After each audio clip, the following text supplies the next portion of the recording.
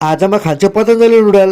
So hello guys, अस्ति भर्खरमा पहिले गएको थिएँ र त्यहाँ चाहिँ मैले पतंजलि नुडल्स पनि किनेको थिएँ र अरू कुरा पनि मैले खाएको थिएँ जसको भिडियो मैले बनाउन सकेको थिएन। त्यसपछि त छठ पनि आयो र अझै बिजी भइयो र छठमा भिजेर मलाई ज्वरो पनि आयो जसले गर्दा मैले पतंजलिको भिडियो बनाउन सकेन र आज हल्का ठिक भएर भिडियो बनाउँदैछु। सुरुमा प्याज, टमाटर, खुर्सानी, अदुवा सबैलाई काट्छु। त्यसपछि प्यानमा ओइल हाल्छु। त्यसपछि काटेको प्याज, टमाटर, खुर्सानी, अदुवा सबै एकैपटकमा हालिदिन्छु र त्यसलाई राम्ररी पकाउँछु र त्यो पाक्ने बेर पतंजलिको प्याकेट फोडेर हेर्छु जसमा एउटा बार नुडलको हुन्छ र एउटा प्याकेट मसलाको हुन्छ र यता प्याज खुर्सानी पाकिसकेपछि त्यसमा नुडल हालिदिन्छु र हल्का चलाएर पानी हाल्छु र एकछिन पाक्न दिन्छु र पानी हल्का उम्लिन लागेपछि मसला काट्छु र नुडलमा हाल्छु र त्यसपछि मजाले चलाएर अझै पाक्न दिन्छु र यसो टेस्ट गर्दाखेरि मलाई नुन हल्का कम लाग्छ त्यसैले त्यसमा हल्का नुन हाल्छु र एकछिन अझै पकाएपछि हाम्रो नुडल रेडी भइहाल्छ। त्यसपछि म थालमा निकालिहाल्छु र नुडल पनि एकदमै राम्रो देखिन लाग्छ। त्यसपछि हाम्रो नुडल एकदम रेडी भइहाल्छ खानको लागि। सुरुमा म सुप खाएर हेर्छु र सुपको स्वाद पनि एकदमै राम्रो छ र यसको सुप गाढा पनि छ र यसको सुप मलाई एकदमै मन पर्यो र त्यसपछि पालो आउँछ यसको नुडल खाने र यसको